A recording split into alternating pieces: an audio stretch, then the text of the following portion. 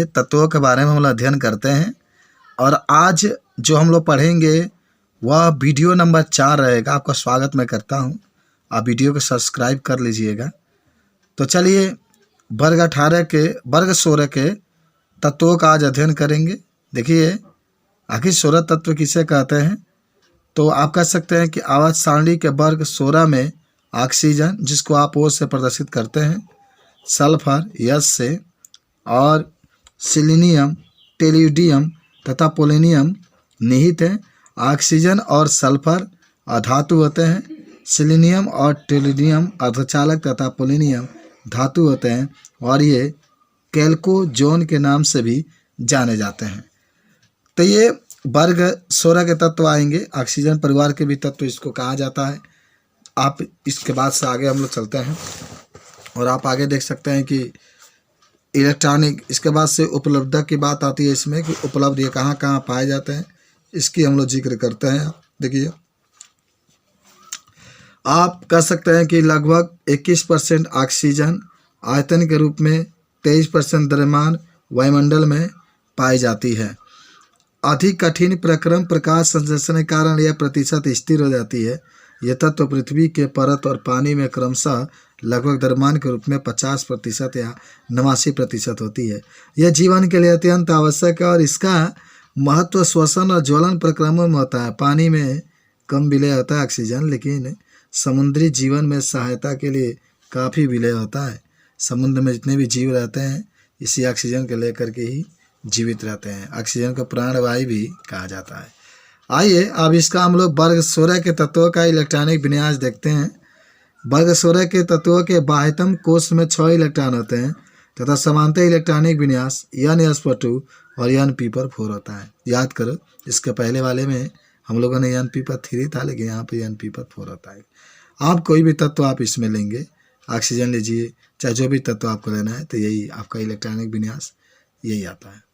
परमाणु त्रिज्या तथा आयनीय त्रिज्या, इसके भी बात आप कर सकते हैं। वर्ग में ऊपर से नीचे की ओर बढ़ने पर कोषों की संख्या में वृद्धि के कारण आयनीय और परमाणु त्रिज्या के मानों में वृद्धि होती है। यद्यपि ऑक्सीजन परमाणु एक अपवाद है।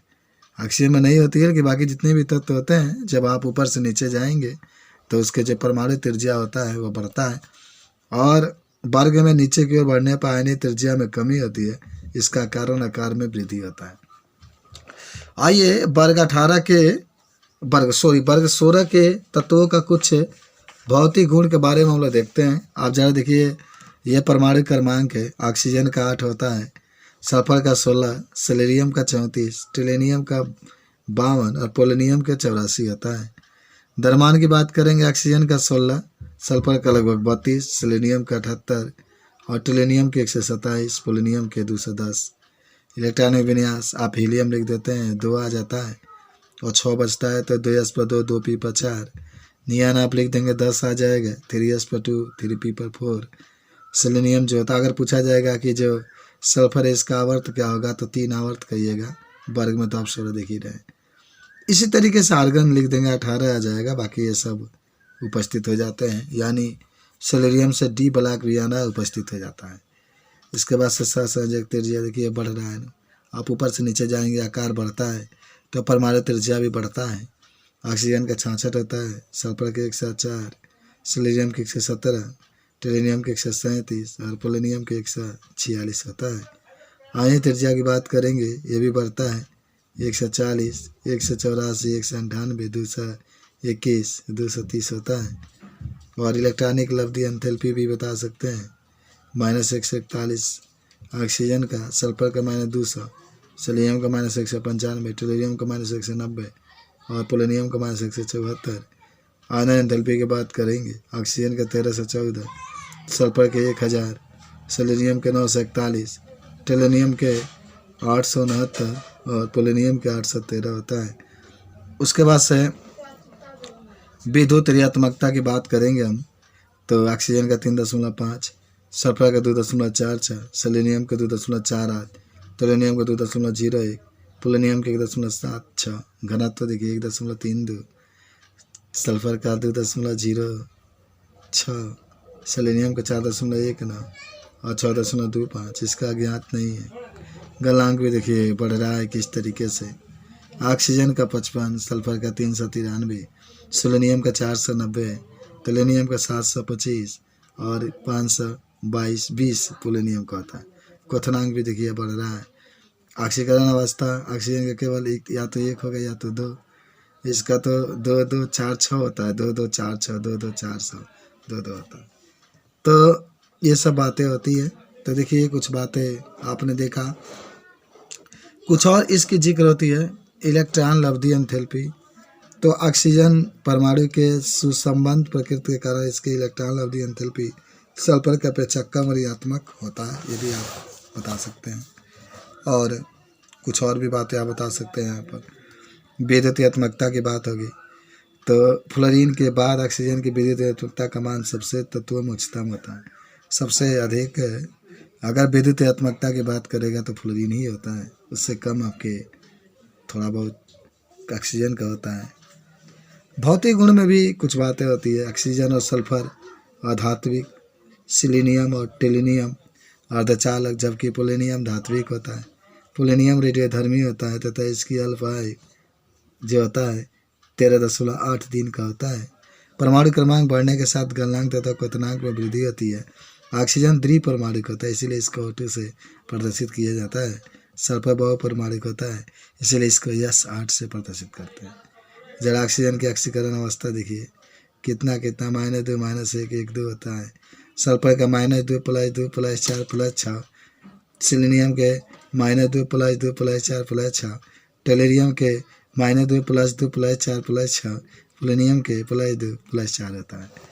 इस तरीके से +4 अथवा +6 की तुलना में अधिक स्थायी है, ऐसा अक्रिय युग्म प्रभाव के फलस्वरूप होता है। ऑक्सीजन का सामान्य व्यवहार जैसा आप नाइट्रोजन में पढ़े थे, हाइड्रोजन के प्रति क्रियाशीलता दिखा सकते हैं। पहला, जल H2O में प्रबल हाइड्रोजन अबंध है, जबकि H2O में नहीं होता है।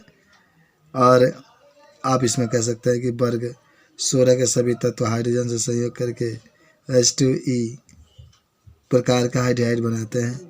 जल उदासीन है, जबकि दूसरे हाइड्राइड अम्लीय प्रवृत्ति का होते हैं, इसलिए H2PO का अम्लीय प्रवृत्ति सबसे अधिक, उससे कम H2T, उससे कम H2C, फिर H2S, उससे कम H2O।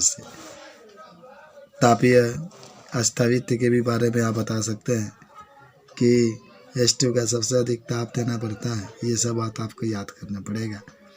तो ये सब होता है।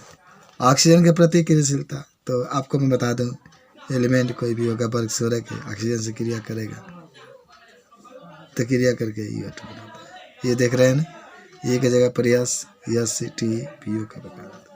हाइड्रोजन के प्रति क्रियाशीलता, हाइड्रोजन का मतलब वर्ग 17 से आप X लिख सकते हैं, क्लोरीन ब्रोमीन जो भी हो, ये क्रिया करके EX6 EX4 EX2 बनाता है। लेकिन सबसे प्रबल अगर ये बनता है एलिमेंट जो भी होगा, तो अगर मान लीजिए इसमें S लेते हैं तो SCl जो बनेगा वह SCl सबसे बड़ा तो SCF होता है। इस तरीके से बनता चला जाता है। ये कुछ थे वर्ग 16 के बारे में, आप इसको अच्छा से बता सकते हैं। अब हमें जो पढ़ना है उसका नाम होगा डाई ऑक्सीजन O2। विरेचन, विरेचन का मतलब होता है बनाने की विधि। देखिए क्लोरेटेंटो, नाइट्रेटो और परमैंगनेटो को गर्म करके बनाया जाता है। देखिए ये लिखा गया पोटेशियम क्लोरेट है, और इसको मैग्नीज डाइऑक्साइड की उपस्थिति में गर्म करेंगे, पोटेशियम क्लोराइड ऑक्सीजन और मैग्नीज ऑक्साइड बन जाता है। पोटेशियम परमैंगनेट है, इसको गर्म करेंगे तो di potassium manganate plus manganese oxide plus oxygen आपको प्राप्त होगा। लेड नाइट्रेट लेते हैं, इसको भी गर्म करेंगे तो lead oxide plus nitrogen dioxide plus oxygen बनता है। देखिए धात्विक ऑक्साइडों को गर्म करके सिल्वर ऑक्साइड आपका है, सिल्वर नहीं है, ये मरकरी ऑक्साइड है, इसको गर्म करेंगे तो मरकरी और ऑक्सीजन हमें प्राप्त होता है। ये सब बनाने की विधि है, ये आना चाहिए आप लोगों को मुँह ज़बानी, और आजकल तो याद भी होता चला जाता है। इसके बाद से Pb3O4 तो PbO + O2 में टूट जाता है। विरंजक छोड़ के हाइड्रोजन पर ऑक्साइड पर विक्रिया करके याद होगा CaCl2 प्लस जल, CaCl2 प्लस जल प्लस O2 बन जाता है। इस तरीके से बना सकते हैं। गुण में ऑक्सीजन के या डाई ऑक्सीजन के गुण में कह सकते हैं पहला कि यह रंगहीन, स्वादहीन और गंधहीन गैस है। दूसरा, ये पानी में विलय होता है। तीसरा कह सकते हैं विलेयता और 30.8 सेंटीमीटर क्यूब प्रति लीटर 293 केल्विन ताप पर। और इसके समस्थानिक भी होते हैं 8 ऑक्सीजन 16, 8 ऑक्सीजन 17, 8 ऑक्सीजन 18 होता है। O2 अनुचुंबकीय प्रकृति का होता है। यह धात्विक और दूसरे यौगिकों का क्रिया करता है। देखिए कैसे क्रिया किया है। कैल्शियम की क्रिया ऑक्सीजन से तो कैल्शियम ऑक्साइड, मैग्नीशियम की क्रिया ऑक्सीजन से तो मैग्नीशियम ऑक्साइड, एल्युमिनियम की क्रिया ऑक्सीजन से तो एल्युमिनियम ऑक्साइड, फास्फोरस की क्रिया ऑक्सीजन से तो फास्फोरस पेंटाऑक्साइड, कार्बन के साथ क्रिया ऑक्सीजन का तो कार्बन डाइऑक्साइड, जिंक सल्फाइड के साथ ऑक्सीजन का तो जिंक ऑक्साइड और सल्फर डाइऑक्साइड, मीथेन का क्रिया ऑक्सीजन से तो कार्बन डाइऑक्साइड और जल, और सल्फर डाइऑक्साइड की क्रिया ऑक्सीजन से तो सल्फर डाइऑक्साइड बनता है। ये सभी लोग को याद होना चाहिए। देखिए कुछ बातें भी होती है ऑक्सीजन के। कृत्रिम श्वसन के लिए भी इसका प्रयोग करते हैं। अनेक, दूसरा आप उपयोग में कह सकते हैं अनेक धातुओं के उत्पादन में भी इसका प्रयोग करते हैं। तीसरा कह सकते हैं विरंजक के रूप में। चौथा कह सकते हैं हाइड्रोजन जैसे ईथर का दहन रॉकेटों को ऊपर उठाने के लिए भी विषमकारी दबाव प्रदान करता है ऑक्सीजन। सामान्य ऑक्साइड की कुछ बातें भी हम लोग अध्ययन करते हैं। ऑक्सीजन का किसी अन्य तत्व के साथ द्विअंगी यौगिक ऑक्साइड कहलाता है। ऑक्साइड समानता जैसे MgO, Al2O3 तथा संयुक्त जैसे Pb3O4 या P3O4 होते हैं। कुछ ऑक्साइड वधर्मी ऑक्साइड होते हैं Al2 वधर्मी ऑक्साइड जो अम्ल और क्षार दोनों से क्रिया करते हैं। आप देख रहे हैं रिएक्शन में, इसको आप जिक्र भी कर चुके हैं। ये अब हम लोग पढ़ने के लिए जा रहे हैं जिसका नाम होगा ओजोन। याद करो, ओजोन ऑक्सीजन का अपरूप है।